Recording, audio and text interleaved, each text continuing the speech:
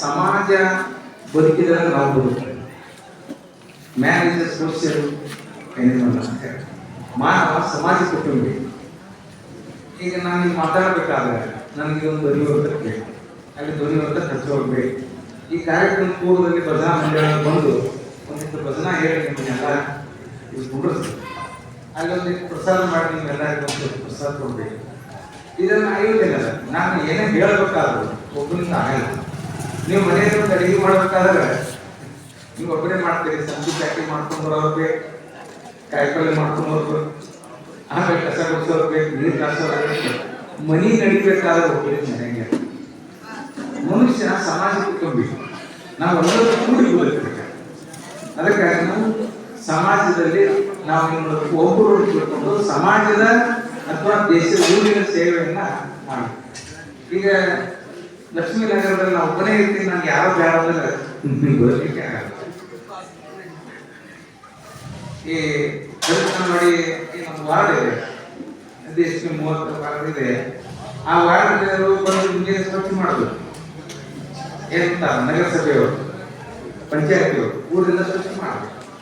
ಆಮೇಲೆ ನಾವು ಮಾತಾಡ್ತೀವಿ ನೀರು ಬಿಡೋದು, ನೀರು ಬಿಡ್ಬೇಕು. ಹೆಂಗೆ ಮಾಡೋರಿಗೆ ಒಬ್ಬರೇ ಹೆಂಗೆ ಬದುಕ್ತೇವೆ? ದೇಶದಲ್ಲಿ ಊರಿನಲ್ಲಿ ಒಬ್ಬರಿಗೆ ಬರೋದಕ್ಕೆ ಸಾಧ್ಯ ಇಲ್ಲ, ಎಲ್ಲರೂ ಕೂಡಿ ಬರೋದು. ಹೌದಾ?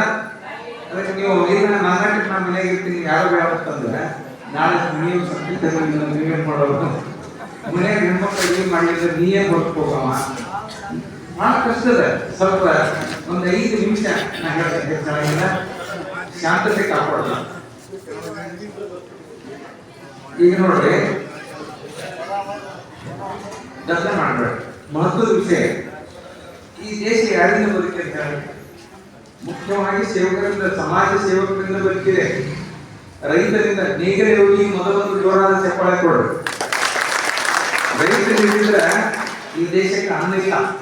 ಸಿದ್ದೇಶ್ವರ ಒಂದು ಮಾತು ಹೇಳ್ತಿದ್ದರು, ಲಕ್ಷ ಅನ್ನ ದೇವರು ಅಂತ ಹೇಳ್ತೀವಿ. ಸಂಸ್ಕೃತದಲ್ಲಿ ಅನ್ನ ಬ್ರಹ್ಮೈತಿ ಜಾನಿ ಅಂತ ಹೇಳ್ತಾರೆ. ಅನ್ನ ಅಂದ್ರೆ ದೇವರು. ಆ ಅನ್ನ ಅಂದ್ರೆ ದೇವರು ಅಂದಾಗ ಲಕ್ಷ ಕೇಳಿದ್ರೆ ಅನ್ನ ಸಿದ್ದೇಶ್ವರ ಹೇಳಿದ್ರು, ಅನ್ನ ದೇವರಾದ್ರೆ ಆ ಅನ್ನವನ್ನು ಬೆಳೆಯುವಂತ ರೈತ ದೇವರಿಗಿಂತ ದೊಡ್ಡ. ಅನ್ನ ದೇವರು ಅಂತ ಹೇಳ್ತೀವಿ, ಆದ್ರೆ ಅನ್ನವನ್ನೇ ಬೆಳೆಯುವಂತ ರೈತ ಅವನು ಕೂಡ ದೇವರಿಗೆ ಸಮಾನ. ಅದಕ್ಕಾಗಿ ನಾವು ರೈತರನ್ನು ಮೊದಲು ಗಮನಿಸ್ತೀವಿ. ಆ ಬಳಿಕ ದೇಶಕ್ಕೆ ಬೆನ್ನೆಲುಬಾಗಿರ್ತಕ್ಕಂಥ ನಮ್ಮ ಯೋಧನನ್ನು ಗೌರವಿಸ್ತೀವಿ. ಈಗ ನಾವು ಈ ಮಾತುಗಳನ್ನ ಎಲ್ಲರಿಗೂ ಮುಟ್ಟಿಸುವಂತ ಮಾಧ್ಯಮದವರು ನಾವು ಸ್ಮರಿಸಬೇಕಾಗ, ಅವರೆದುರಿಗಿದ್ದಾರೆ ಸುಮಾರು ನಮ್ಮ ಸ್ನೇಹಿತರು. ನಾ ಯಾಕೆ ಮಾತನ್ನು ಹೇಳ್ತಿದ್ದಾರೆ, ಇಡೀ ದೇಶವು ಏನಾಗ್ತದೆ ಅಂದ್ರೆ ಒಂದು ನೆಟ್ವರ್ಕ್ ಅಂತ, ಒಂದು ಜಾಲದಲ್ಲಿ ಕೆಲಸ ಮಾಡ್ತಿರ್ತಾರೆ.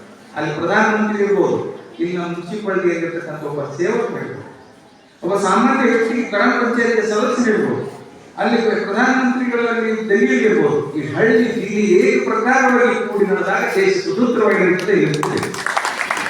ಆ ದಿಲ್ಲಿಯಲ್ಲಿ ಇರ್ತಕ್ಕಂಥ ಪ್ರಧಾನಮಂತ್ರಿ ದೊಡ್ಡವರಲ್ಲ, ಇಲ್ಲಿ ಇರ್ತಕ್ಕ ಪಂಚಾಯತಿಗಳು ಗ್ರಾಮ ಪಂಚಾಯತಿ ಸದಸ್ಯ ಸಣ್ಣವರಲ್ಲ, ಅಲ್ಲ, ಎಂದೂ ಅಲ್ಲ.